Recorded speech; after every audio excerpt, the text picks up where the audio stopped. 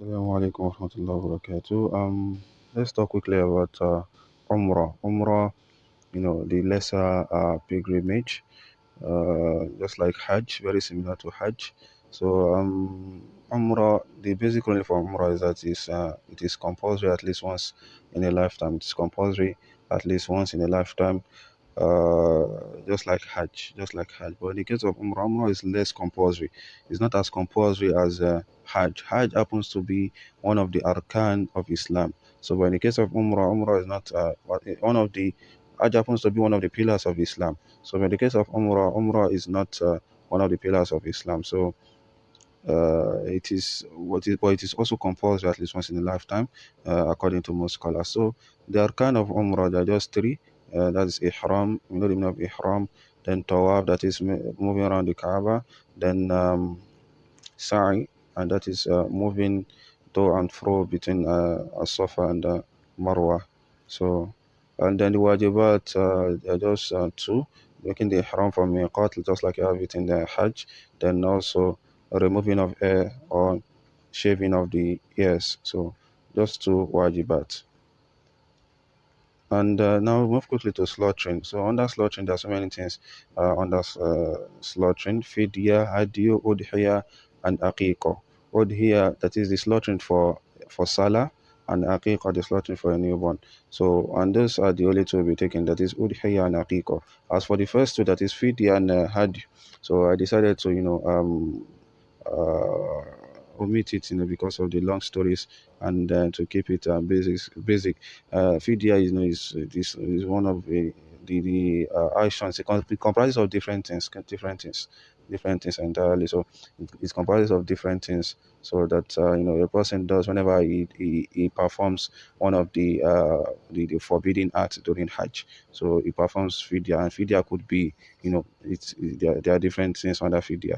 So Hadyu also, there are different things under Hadyu. So these two, because of the long stories that it could lead to, I decided to omit them. So, but Udhiya and Aqiqah is something that we come across, very very often, and we need to learn about it. As for the first two, like I said, is something that we would occasionally be put through, inshallah, when performing Hajj. But if there's need for it, I can do it. I can do a video on it later. So let's move to Udhiya.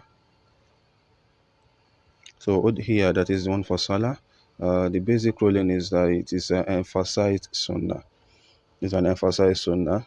Uh, it's an emphasized sunnah. The conditions for performing Udhiya, a person has to be a Muslim because you are doing it for the sake of Allah, and he has to be matured, and he has to be sane, and lastly, he has to be financial. You need financial ability.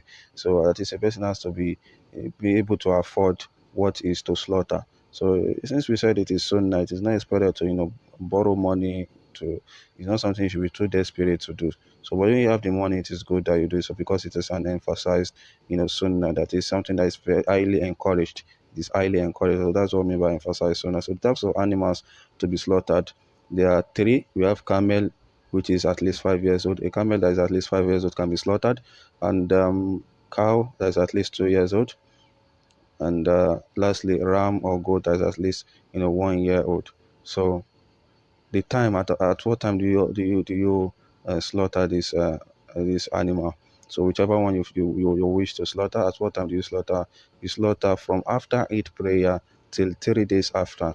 So after the Eid prayer, not after the Imam has slaughtered or anybody has slaughtered, after the Eid prayer till 3 days after Eid. So you can continue to slaughter. That's the period. So very long period to slaughter. So, and also the etiquette. What are the etiquette? Just some of the etiquette.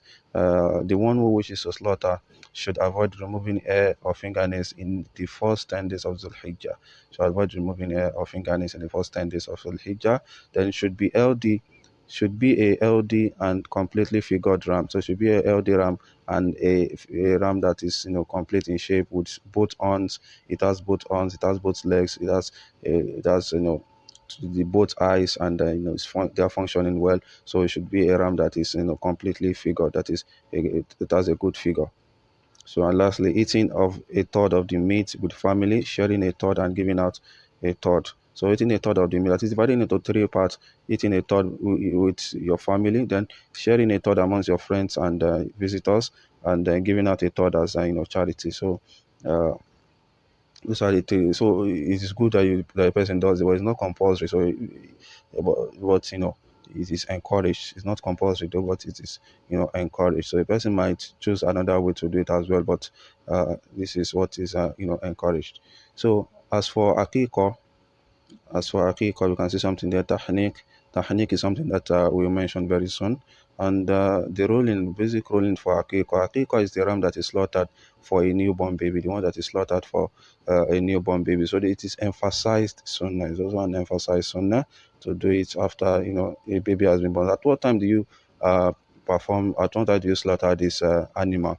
So it is permissible to slaughter it from birth till maturity. So that between this period is permissible, to slaughter any period within then. So but it is preferred that it is to be on the seventh day. It's preferred to be, on the seventh day. That is the preferred time. So the counting of the seven days, there are difference of opinion, opinions regarding that. So but it's preferred to be on the seventh, on the seventh day.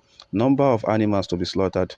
How many animals do you slaughter on each case? For male, you slaughter two rams, and for female, you slaughter just a single ram. So, what types of animals do you slaughter? You slaughter the same type of animals that you slaughter during Udhiyah. That is one for Salah. Then the etiquettes. What are the etiquettes? There are quite a number of them. Naming the child on the seventh day is also encouraged. Then shaving the hair of the baby. Shaving the hair of the baby is also encouraged. So, and when a person shaves the hair, it's also part of the sunnah that a person measures it, and gives zakah with its equivalent of I mean measure the weight of the hair, and gives zakah with the corresponding value of silver, of what that amounts to, what that a silver that weight would cost. So observing tahniq, that is tahniq refers to the chewing of date until it becomes soft, and putting a little armless portion in the mouth of the baby, putting a little armless portion in the mouth of the baby. So observing tahniq is something that is encouraged, that is part of the sunnah of the Prophet sallallahu alaihi wasallam. So, and also making azan to the right ear of the baby is also part of the etiquette. So all of these etiquettes, there are things that are encouraged to do, not compulsory to do. If a person omits them, he has not committed any sin. But if he does them, he would earn a reward. So that is just it about Akiko. Akiko, that is the slaughtering of ram, the ram slaughtered for a newborn baby.